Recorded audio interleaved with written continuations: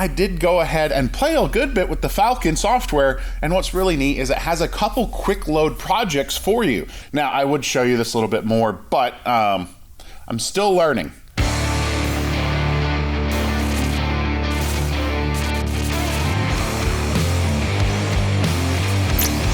Welcome to the shop. I'm Jared, and this is the Questionable Garage, and this is a tool review.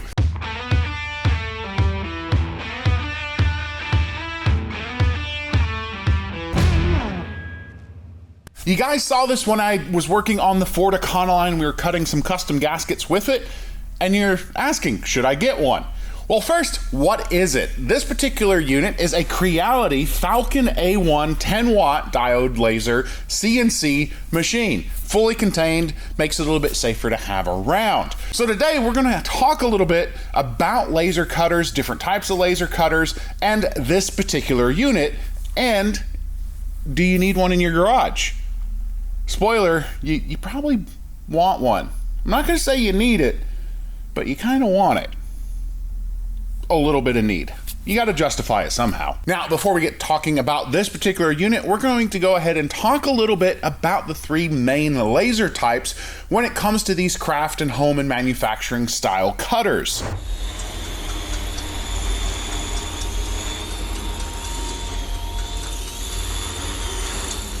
First off, we have diode lasers like this Falcon here, and it's a very common kind of entry-level at-home laser. The diode laser is really good at engraving things, leather, wood, certain acrylics, some metals etching there. They do that very well. They also can cut some thinner materials, again, metals, plastics, acrylics, wood, leather, depending on the thickness. Also, they're generally the cheapest laser that you're able to purchase and get into the hobby. They also are generally cheaper to operate. The downside with a diode laser is you have to cut at a much slower speed, and you have to stick with thinner materials. If you get to too thick of a material and you have to run that diode up really high, you tend to burn more than you do cut.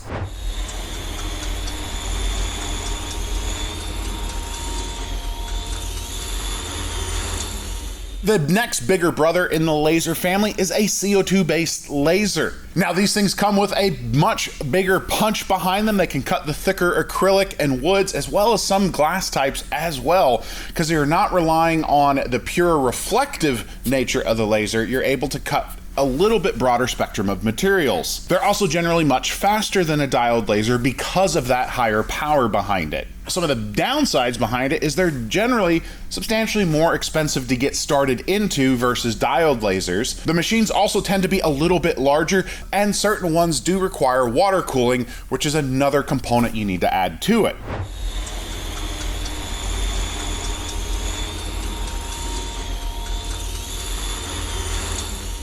And then the big boys, the fiber lasers. You actually saw me use these units when I did the welding video, the laser welding video. Those are fiber lasers. They are the king for engraving. If you can get the CNC fiber based, they are the industrial workhorse. The downsides to the fiber laser, costs. They are the king of expensive, and realistically, it's overkill for any type of home, hobby, craft, or even workshop. Unless you're needing welding capability or just massive manufacturing, we're not going to consider fibers when we're talking about our engraving and etching and cutting. All right, so let's talk a little bit specifically about the Falcon A1 now.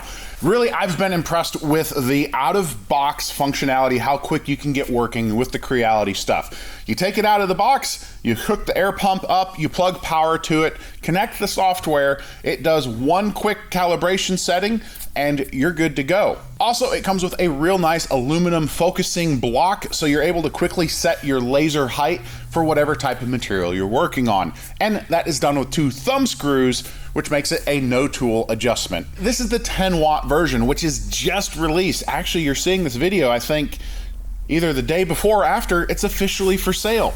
Now let's talk software. In the world of printers and CNC laser cutters, there's been a little bit of hubbub about companies starting to completely lock down their stuff so you can only use their products and their software and their ecosystem. What I really enjoy about Creality is it comes with a really good, their Falcon software where you can do drawing, cutting, and control this thing completely. Or you can use Lightburn, which is a paid software. There's Light GRBL. It works with just about any of the software out there. So if you're looking at changing to Creality from a different manufacturer, you have software options. You can work where you're comfortable. Now, I've been predominantly using Lightburn for a lot of the setups that I've done just because that's the drawing I've used in the past, but I did go ahead and play a good bit with the Falcon software, and what's really neat is it has a couple quick load projects for you. You open up the projects tab and it imports a lot of really cool and fun, unique drawings, kind of like this half moon cat here. Also, when you're using the Falcon software and Creality cutting products, they come with little QR codes, and using the inboard camera and the Falcon software, it automatically identifies what you're looking at cutting and preload settings for you that you can then fine tune a little bit later.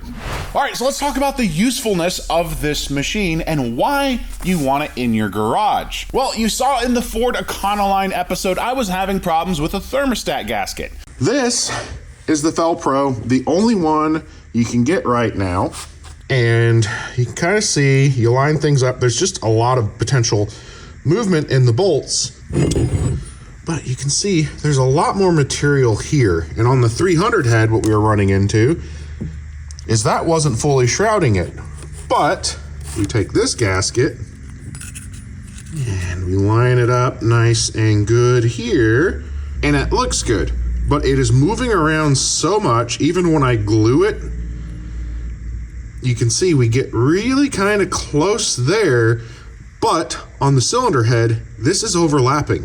It is not pinching completely off. Mahle made a perfect gasket that was the full size of that new flange, and it's only $1.99, but it's discontinued and doesn't exist anywhere in the world. That's our only option. So we have to come up with our own solution. So I was able to take a picture of the housing, import it into software, drop it into the Falcon software, and I quickly cut out thermostat gaskets. Really nice, clean, sharp, crisp gaskets. Now, of course, you could go through the process of cutting them out by hand. I've done it a ton myself, but what if it's something you might need a couple of?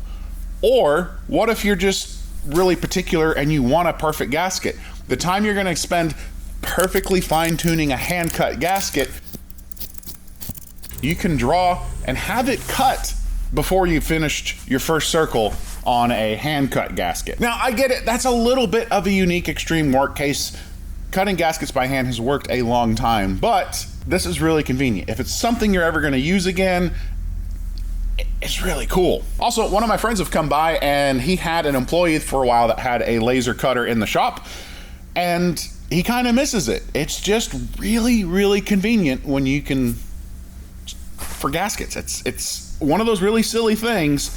It's just nice sometimes when you can have a really, clean cut, repeatable gasket that you just hit print and there you go. Another justification to your significant other on why you need to buy this machine and put it in your garage: you can make really cool little trim panels and acrylic switch panels for your car. Because this can cut and etch acrylic, you can do just some really cool stuff for the interior of your race car. On my Duster that had absolutely no interior on at all, I needed to mount some controls for wiper blades, heater, and the horn. We got the people mover button. Absolutely necessary. And I made this real simple, quick one out of metal and used a label maker to mark it.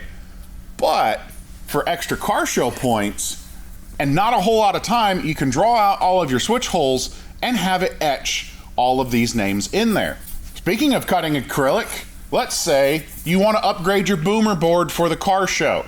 You want a little bit fancier than just a little piece of glossy paper showing off everything about your car. Well, make this cool little acrylic panel. Now, as you can tell in the picture, there's a little bit of learning curve on getting images to engrave perfectly, but I love how this turned out for the Duster. Says what the car is, a little bit about what it's done, and has a cool little image of it. And again, it's a couple minutes of drawing in the software, and then you let it run and cut it all out. And with the proper coating on it, the laser will etch a clear acrylic, and then you can set up those really cool light displays. You put RGB strips. If you're building audio boxes at all and you have those clear air passage covers, I can't remember what it's called because I don't build car audio boxes, but there's those chambers. Well, that plastic, you can put your shop logo in, the car's name, a random picture of the city skyline, your favorite cartoon character, and then run some RGB strips underneath it.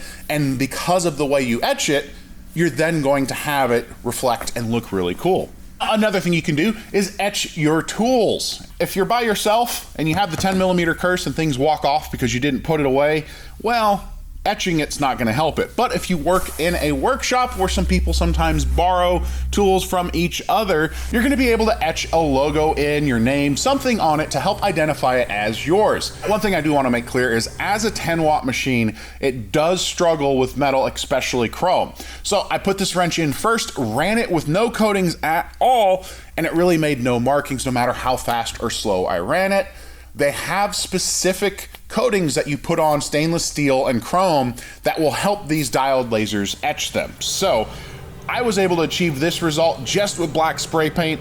It is not the best at all. If you get the appropriate coatings and pre-treatments, you're gonna get a much better result, but being able to put your name on some tools, it's kind of a nice thing. All right, let's step out of the workshop for a second and talk about some of the other ways this thing is practical and might make you a little bit of money aside from making gaskets and cool little plaques. Arts and crafts.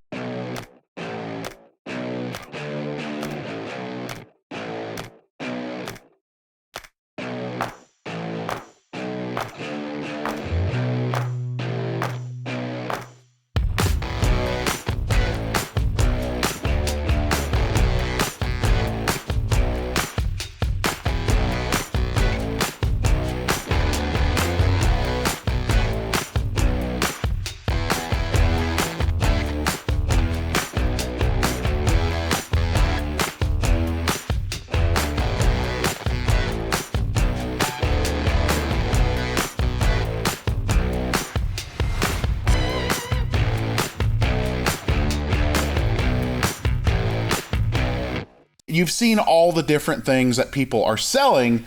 Well, now you can make them yourself. Now, if you jump on Facebook Marketplace, Etsy, there are all kinds of special custom wood puzzles, name puzzles, things like that. Well, they're made with these machines. You get some basil wood, some plywood, some paint and glue, and you can build a puzzle. You can go online to random puzzle generators. Now, I would show you this a little bit more, but I'm still learning.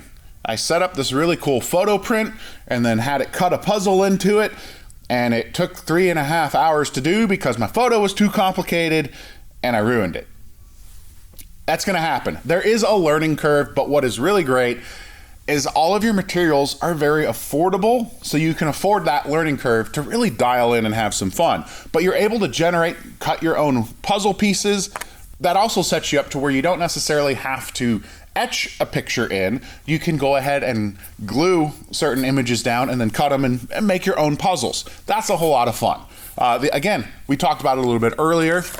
There are lots of files available online for you. This was built by someone who knew how to set up the laser better than me.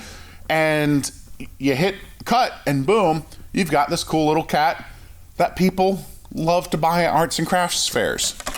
Another really cool thing, if you have a lot of cars and you want an easy way to identify all of the different vehicles, are keychains. Now, my friend Rob at Kick-Ass Powder Coating actually etched these for me a while ago. You can buy inexpensive keychain blanks and then set up and etch whatever you want.